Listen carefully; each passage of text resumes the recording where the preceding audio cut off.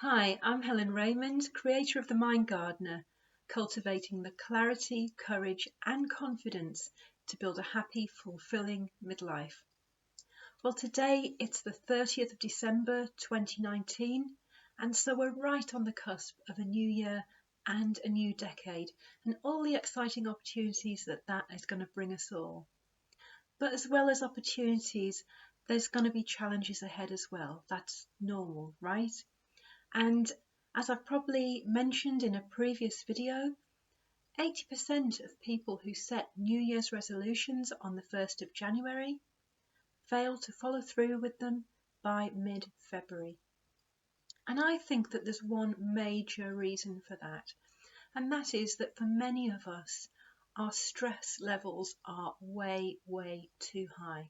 And when we feel stressed and overwhelmed, we just don't feel able to take on new challenges or new opportunities because there's just too much going on. So, what can we do about it? And how can we start 2020 with the best opportunity of success in whatever we endeavour to do? First of all, we need to learn what stress is and why we feel it. And then secondly, we need to really have a good look at some habits that we may have taken on that might have crept in as coping mechanisms against our stress, but which actually might be contributing to the stress and actually making it worse. Once we've done that, we need to kind of look at what are the kinds of stresses that are in our lives. Is it lots and lots of little things that have just added up and you've ended up getting completely overwhelmed? Or is it like one huge issue that you feel is beyond your control? Or it could be a combination of both of these. There are three main categories of stress, and each of them one needs to be dealt with in a slightly different way. So category A is short-term stress. It's something that is event-based. It's something like an event that you're dreading that is coming up, such as a driving test or an interview, or maybe even an elderly or difficult relative that's coming to stay. And once the event is over, the stress disappears. So there are still things that you can do that can help you cope with the stress leading up to these events. Then category B is a solution-based stress. So it might be a situation that we know we need to deal with, but we're reluctant to do so. So we keep sweeping it under the carpet and pretending it will go away. And the longer we put it off, the worse the stress becomes.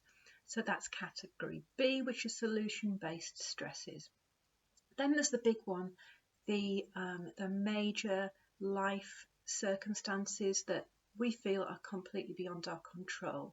Something like bereavement, divorce, loss of a job, or even like an elderly relative who's very sick.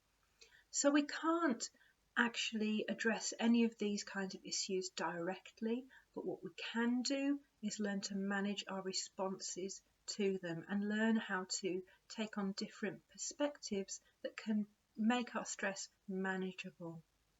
So once we've learnt how to tackle our stress through these new strategies, then afterwards, once our stress has been reduced, there are also ongoing practices that you can take on that will keep those stress levels down and manage your stress and make you much more able and resilient against challenges in the future.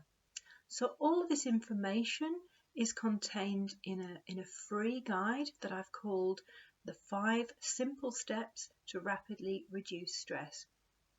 You can access this guide for free by clicking on the link and putting in your name and email address. The guide will be sent to you immediately. You'll get it into your inbox. So I hope that the strategies contained in the guide are helpful to you and that it helps you start off 2020 in the best way possible. So here's to a great new year and a great new decade. Happy New Year And don't forget to subscribe to the Mind Gardeners YouTube channel and like the Facebook page. Have a great 2020.